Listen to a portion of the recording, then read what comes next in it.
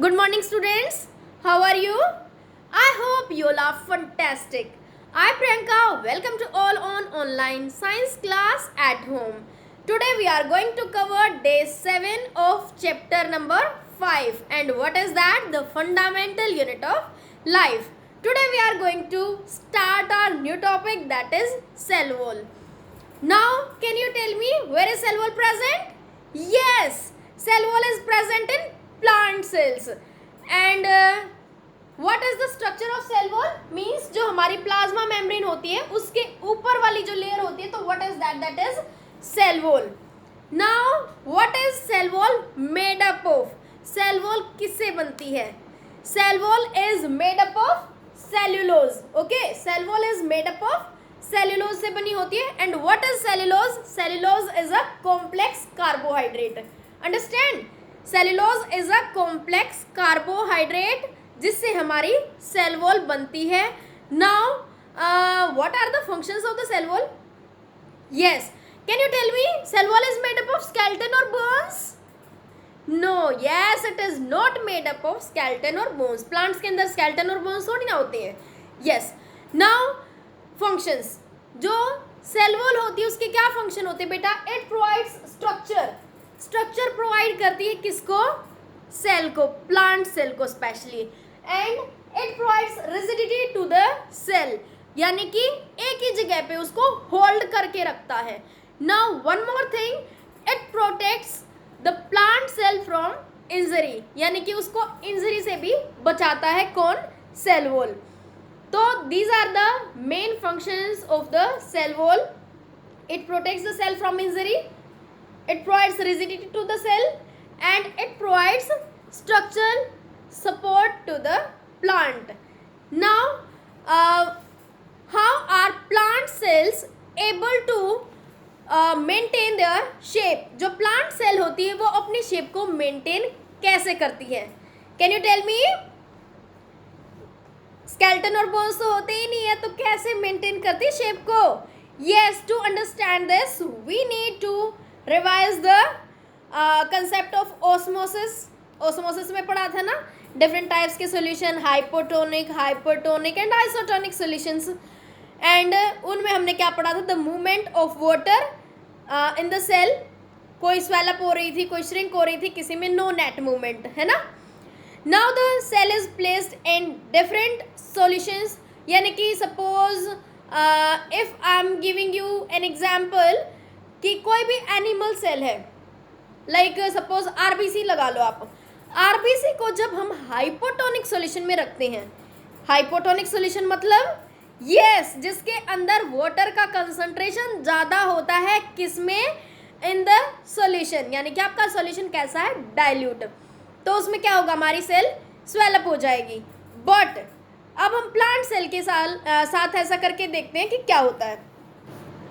If I will place a plant cell inside the hypotonic solution, hypotonic solution में अगर मैं plant cell को रखती हूं तो व्हाट हैपेंस?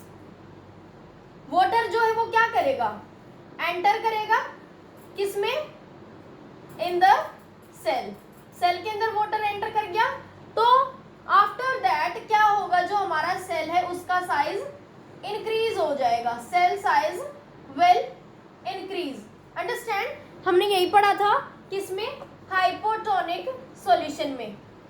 बट अब बेटा इसमें जो है वो अगर आप एनिमल सेल की बात करते हैं तो एनिमल सेल में सिर्फ हमारी प्लाज्मा मेम्ब्रेन होती है.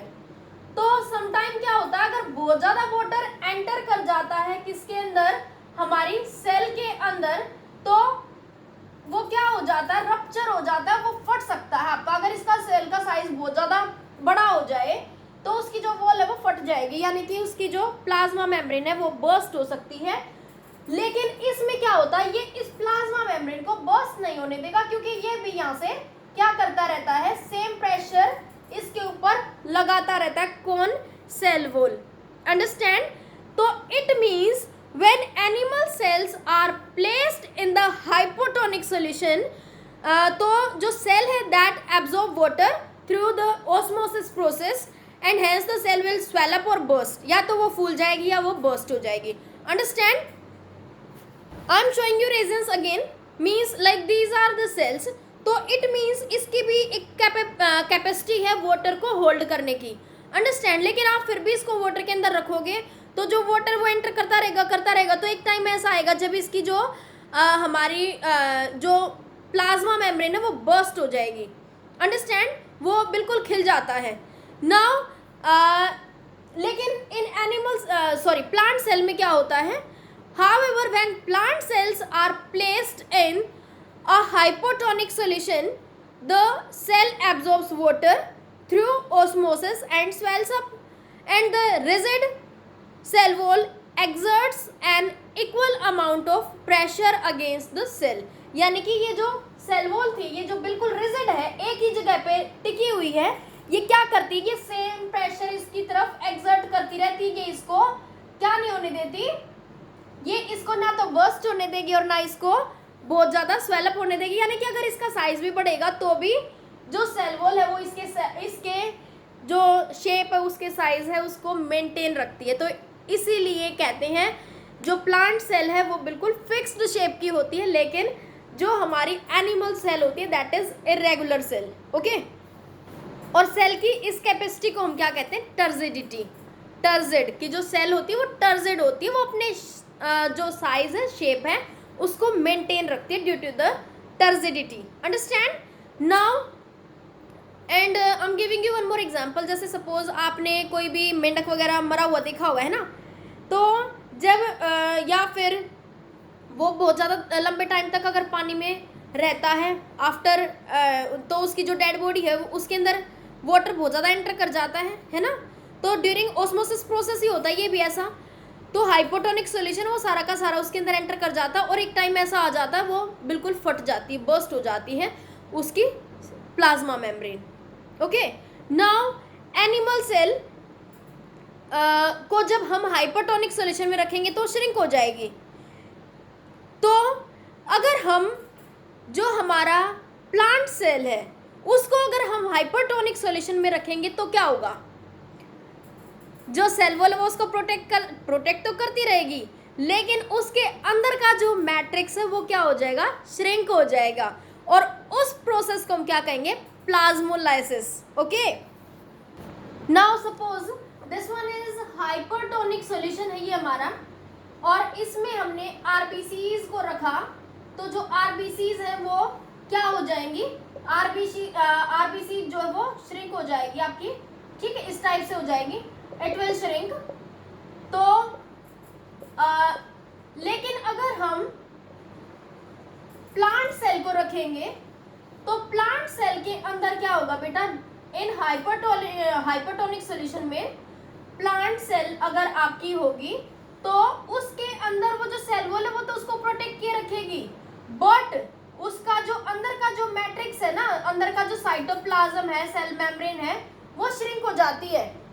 अंडरस्टैंड? वो श्रिंक हो जाती है, उसका सारा जो मटेरियल है वो श्रिंक हो जाता है। तो इसको हम क्या कहते हैं, इस प्रोसेस को हम कहते हैं बेटा प्लाज्मोलाइसिस। प्लाज्मोलाइसिस का मतलब होता है प्लाज्मा का मतलब होता है मैट्रिक्स, और लाइसिस का मतलब होता है लूजनिंग, ठीक है। यानी कि जो प्लाज्मा है या मैट्रिक्स है, प्लाज्मा का मतलब होता है मैट्रिक्स, यानी कि जो फ्लूइड उसके अंदर प्रेजेंट है वो श्रिंक हो जाता है, और लाइसिस का मतलब होता है लूजनिंग। अंडरस्टैंड? तो what is that process is known as plasmolysis. Now plasmolysis में प्लाज्मा का मतलब होता है matrix, and lysis means loosening, and it occurs when the plasma membrane lose water। ठीक है, जो प्लाज्मा मेम्ब्रेन है वो वाटर को लूज कर देती है, और उसका जो साइज है, जो सेल वॉल है वो उसके साइज को तो मेंटेन करके रखती है, बट अंदर से वो ख़त्म हो जाती है। Now how are the plant cells able to maintain their shape? तो plant cells are able to maintain their shape even when they are not watered, यानी कि उनके अंदर अगर पानी नहीं भी है तो भी उसका आपको देखो बाहर से तो ऐसा ही दिखता है कि ये प्लांट सेल है, अंडरस्टैंड? तो उसकी जो शेप है वो कहीं भी डिस्टर्ब नहीं होती है, शेप यूं की यूं ही रहती है, चाहे वो आप किसी भी टाइप के उसके सॉल्यूशन में उसको रखो। तो इससे आपको पता चलती है कि जो सेल है वो क्या कर, सेल वॉल जो है वो उसको उसकी शेप को मेंटेन रखती है. Now the plant cell doesn't lose its shape and the cell wall provides structural support in the all situations, and however the plant is not as turgid and it wilts. ठीक है, जैसे आपने देखा भी होगा कि कोई भी प्लांट है वो विल्ट हो जाता है, मुरझा जाता है, लेकिन वो अपने स्ट्रक्चर को लूज नहीं करता है. Got it. Now in case of severe water loss the collapse of the cell wall can result in cell death भी हम उसको कह सकते हैं. I hope you understand this topic. Now okay, bye, happy learning. If you like this video please like it, share it and subscribe it. Thank you.